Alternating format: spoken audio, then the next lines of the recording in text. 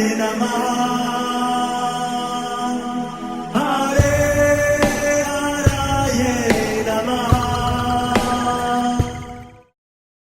हरे कृष्णा। आज हम भगवत गीता अध्याय 12 श्लोक नंबर 1 सीखेंगे। चलिए शुरू करते हैं। अर्जुन उवाच एवं सतत युक्ता ये भक्तास्त्वां पर्युपासते ये चाप्ये अक्षरम् अव्यक्तम् तेषां के योग वित्तमाः। अब हम इसे धीरे धीरे बोलकर समझते हैं। अर्जुन उवाच एवं सतत युक्ता ये भक्तास्त्वां पर्युपासते ये चाप्ये अक्षरम् अव्यक्तम् तेषां के योग वित्तमाः। अब हम इसे फिर से गाते हैं। अर्जुन उवाच एवं सतत युक्ता ये भक्तास्त्वां पर्युपासते ये चाप्ये अक्षरम् अव्यक्तम् तेषां के योग वित्तमाः। अब हम समझते हैं अर्जुन इस श्लोक में भगवान श्री कृष्ण से क्या प्रार्थना कर रहे हैं। अर्जुन ने पूछा, जो आपकी सेवा में सदैव तत्पर रहते हैं या जो अव्यक्त निर्विशेष ब्रह्म की पूजा करते हैं, इन दोनों में से किसे अधिक पूर्ण सिद्ध माना जाए। हरे कृष्णा। चलिए अब हम महाप्रेम प्रभु जी से इस श्लोक के बारे में और अच्छे से समझते हैं। हरे कृष्णा जी। हमारी भारतीय संस्कृति और हमारे जो साहित्य है, जो शास्त्र है, वो हमको प्रेरणा देता है कि हमको प्रश्न करना चाहिए। कभी भी अंधविश्वास पे भरोसा नहीं करना है। कोई बात अगर समझ में नहीं आई या आपको अच्छे से बात समझ में नहीं आ रही तो आप प्रश्न कीजिए। लोग कई बार सोचते हैं, अरे प्रश्न करके क्या करेंगे, जो बोला बस वैसा वैसा कर लो। पर जब हम अपने शास्त्रों का अध्ययन करते हैं, खासकर भगवत गीता को, तो आप देखेंगे अर्जुन इतने तरह के प्रश्न करते हैं और कई बार ऐसा लगता है, अरे ये प्रश्न तो पहले भी पूछा था।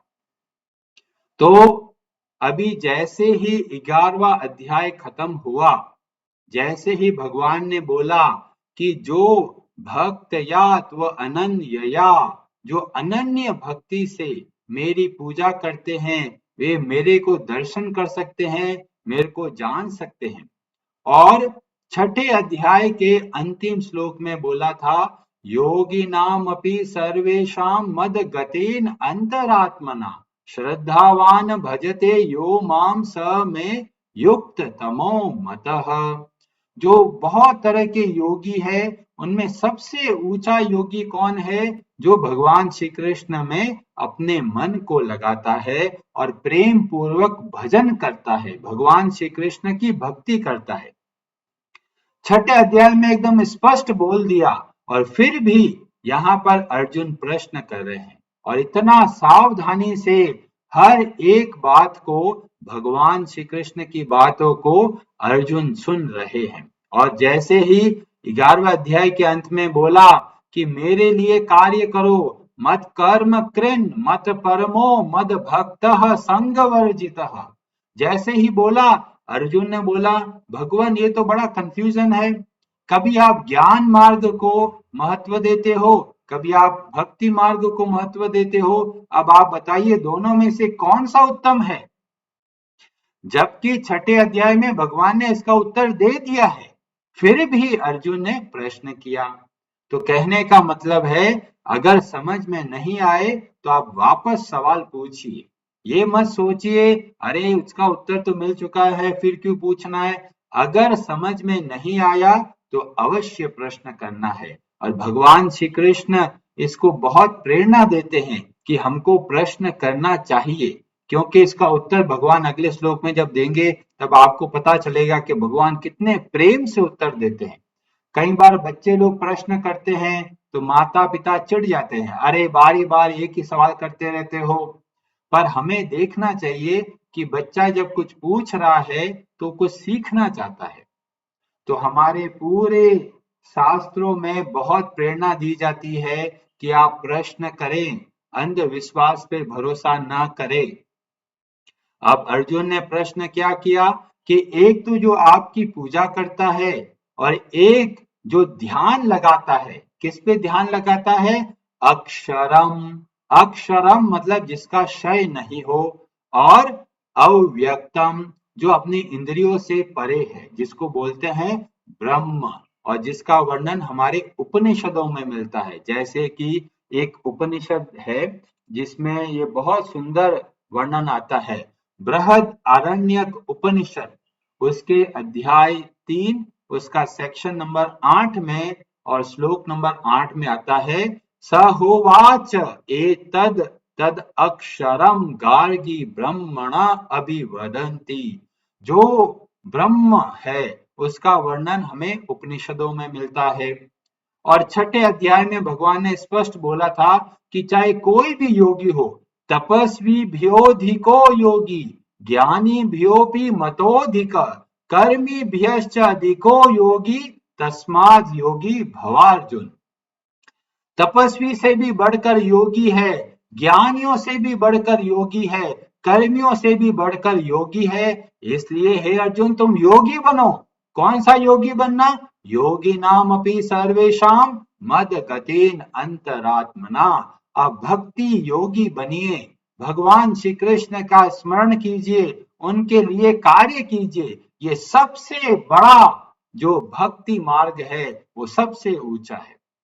जैसे ही भगवान श्री कृष्ण छठे अध्याय में बता दिया, फिर 8वें अध्याय में भगवान कुछ ऐसी बातें बोलते हैं जिससे लगता है ज्ञान मार्ग ज्यादा महत्वपूर्ण है। जैसे कि 8वें अध्याय के 10वें श्लोक में बोलते हैं, प्रयाण काले मनसा अचलेन भक्तया युक्तो योग बलेन चैव भ्रुवोर मध्ये प्राणम आवेश्य सम्यक तम परम पुरुषम उपेति दिव्यम। अपने प्राणों को भ्रुवों के मध्य मतलब दोनों आंखों के बीच की जगह पर स्थित करना, प्राणों को मतलब प्राणायाम के द्वारा, योग बल के द्वारा, पर वहां पर भी भक्ति का वर्णन आया। और ऐसा व्यक्ति अपने जब ध्यान करता है, परम पुरुषम उपेति दिव्यम, वे परम पुरुष तक समझ सकते हैं।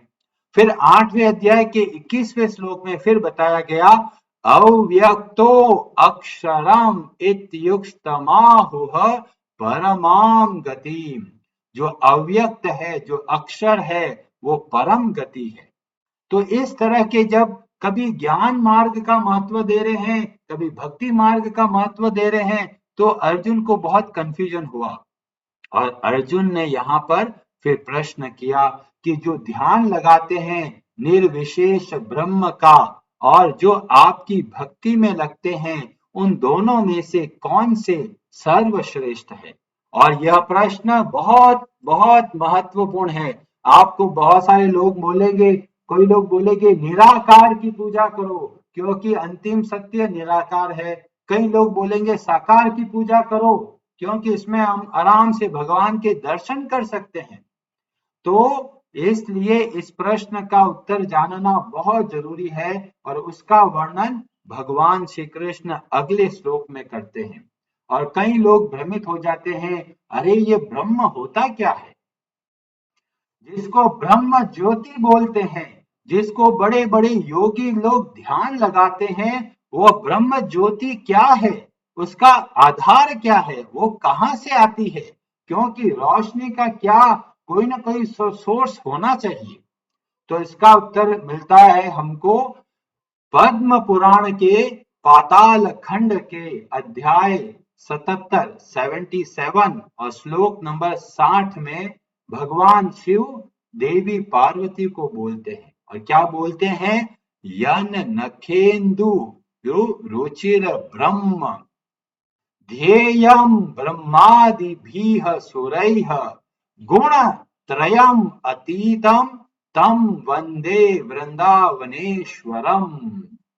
जिनके नखों की, जिनके चरणों के जो नख है, उनकी जो आभा है, जिसको उपनिषद बोलते हैं ब्रह्म, और जिसका ध्यान बड़े बड़े देवता गण करते हैं, वह कौन है? वे उन त्रिगुणातीत वृंदावनेश्वर भगवान श्री कृष्ण की मैं वंदना करता हूं।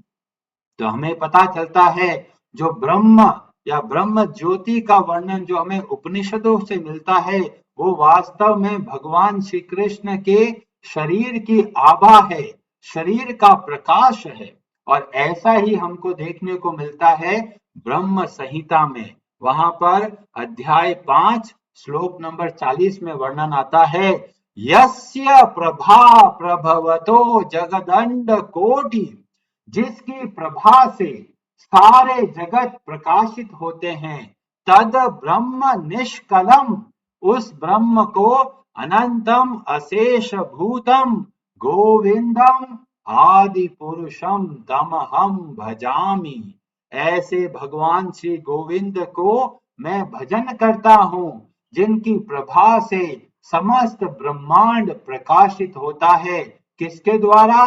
ब्रह्म ज्योति के द्वारा।